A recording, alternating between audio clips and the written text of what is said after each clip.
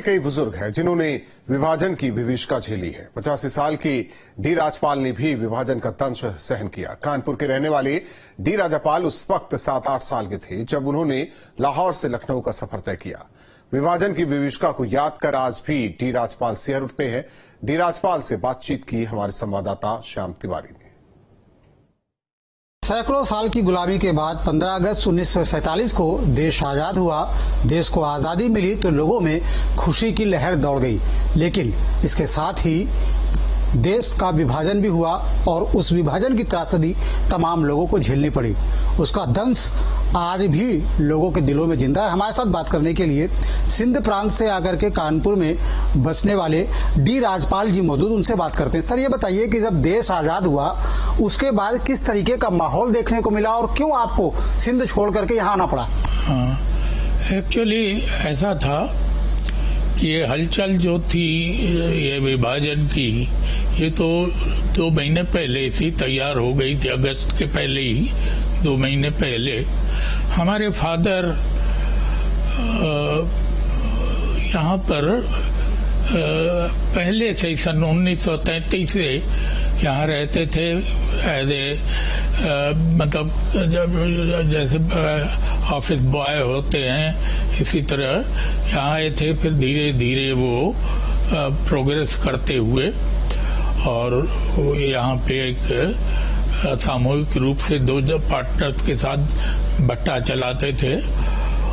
उनको चूंकि ये मालूम था कि ये विभाजन हो रहा है, तो हम लोगों को बताया देंगे। हम उस समय 7-8 साल के थे, तो हमारे चाचा जी थे, हमारी दादी थी और हमारी माता जी थी।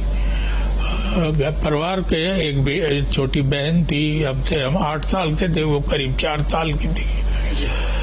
तो वो जब गांधी जी उस ट्रेन में आए, आगे पुलिस वहां से लेके गई, तो आगे वाले डिब्बे में थे।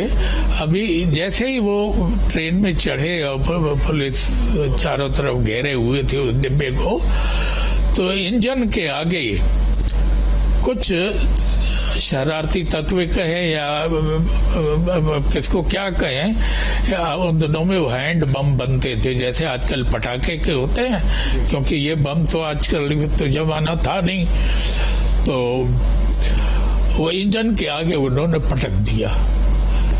अब उन्होंने सोचा कि ये लाइन जो है थोड़ी सी चौड़ी हो जाएगी तो इंजन आगे बढ़ नहीं पाएगी, पर ईश्वर की कृपा थी कि वो बम फटा, तहलका मच गया, चारों तरफ भगदड़ मच गई।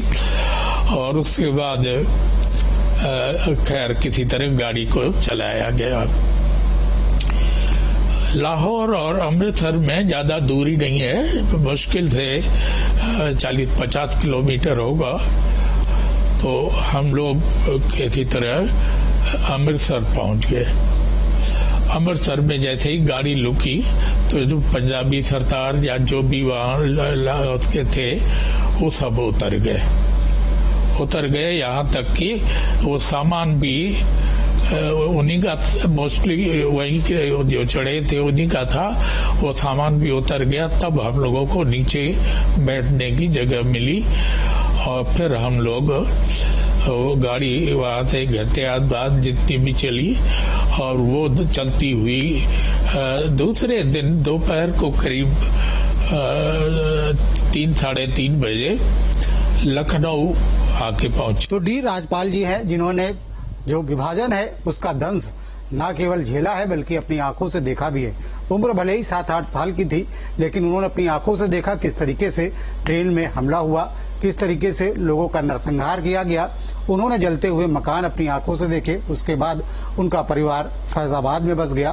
फैजाबाद के बाद वो कानपुर में आए और कानपुर में अपना बिजनेस उन्होंने स्टेब्लिश किया।